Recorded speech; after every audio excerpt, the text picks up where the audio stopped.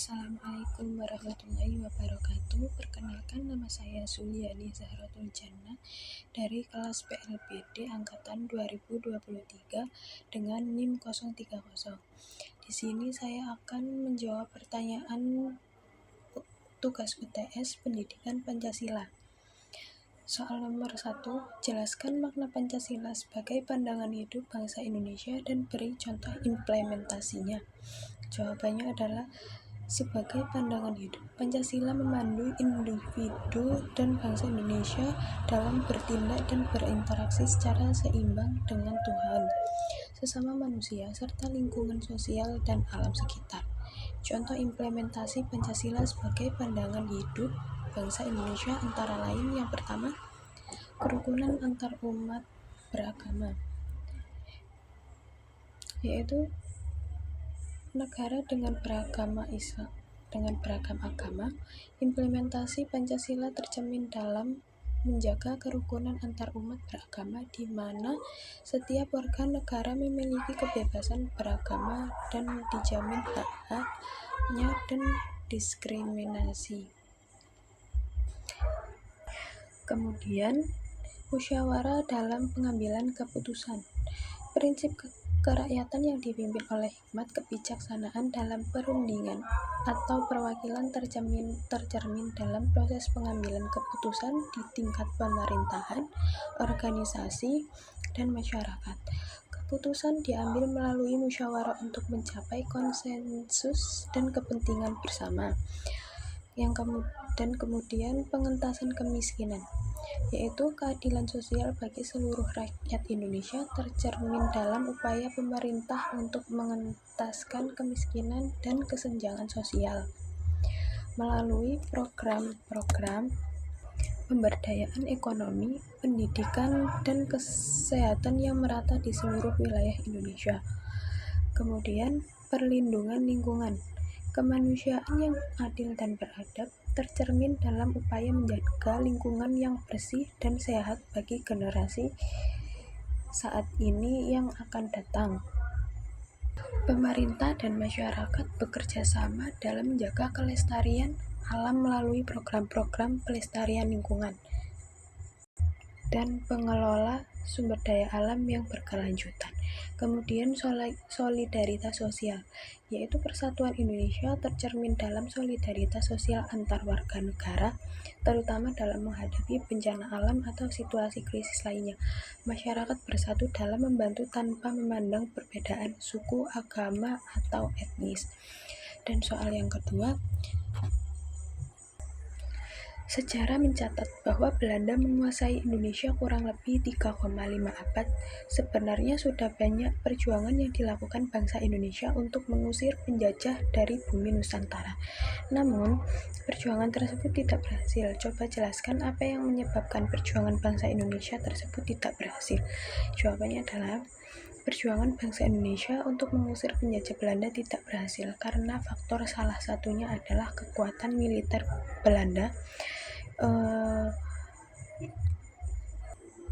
yang superior pada saat itu, dilengkapi dengan teknologi dan persenjataan modern. Selain itu, perpecahan internal di antara bangsa Indonesia sendiri juga memperlemah upaya perlawanan. Strategi politik dan ekonomi Belanda yang cermat juga membuat sulit bagi bangsa Indonesia untuk meraih kemerdekaan. Terakhir, dukungan internasional yang minim untuk perjuangan kemerdekaan Indonesia menjadi faktor yang menyebabkan perjuangan tidak berhasil secara langsung. Soal yang nomor 3, setelah Pancasila berhasil dirumuskan, BPUPKI membentuk Panitia 9 dan bersidang pada tanggal 22 Juni 1945 yang pada akhirnya menghasilkan Piagam Jakarta. Namun, Piagam Jakarta ini menuai pro dan kontra antara golongan nasionalis dan agamis. Coba ceritakan apa permasalahan yang menjadi pro dan kontra tersebut dan bagaimana solusi dari masalah tersebut. Jawabannya adalah permasalahan pro dan kontra terkait Piagam Jakarta antara golongan nasionalis dan agamis pada tahun 1945 mencakup beberapa poin kunci.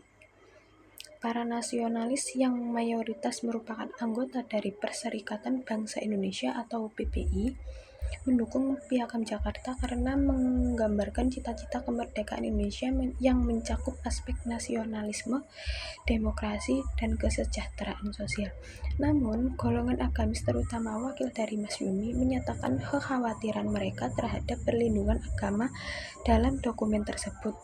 Mereka merasa bahwa Piagam Jakarta kurang memberikan jaminan yang cukup terhadap agama dan kepentingan Islam dalam negara yang baru merdeka ini. Solusi dari ini adalah permasalahan ini adalah hanya perundingan dan kompromi antara kedua belah pihak. Dalam hal ini, kompromi dilakukan dengan penambahan sila kelima dalam Piagam Jakarta yang mengakui kepercayaan kepada Tuhan Yang Maha Esa sebagai upaya untuk memperkuat jaminan terhadap kepentingan agama dalam negara yang baru merdeka. Hal ini memberikan jaminan yang lebih kuat terhadap nilai-nilai keagamaan bagi golongan agamis, sementara masih mempertahankan aspek-aspek nasionalisme dan demokrasi yang diinginkan oleh golongan nasionalis. Soal nomor 4, jelaskan secara singkat proses terbentuknya nilai norma dan moral dalam masyarakat.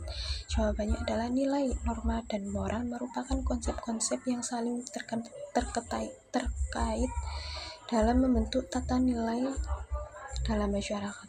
Prosesnya dimulai dengan adanya nilai-nilai yang dipercayai oleh individu atau kelompok dalam masyarakat. Kemudian nilai-nilai ini menjadi norma-norma yang diinternalisasi dan dijalankan oleh individu sebagai pedoman perilaku.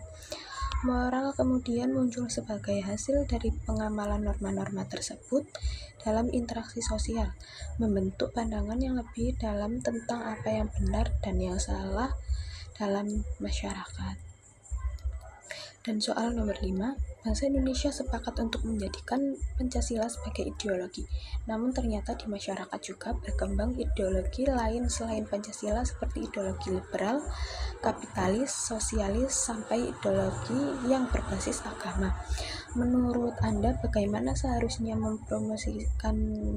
memposisikan Pancasila sebagai ideologi dalam kehidupan berbangsa dan bernegara di tengah ideologi-ideologi lain yang juga berkembang di masyarakat?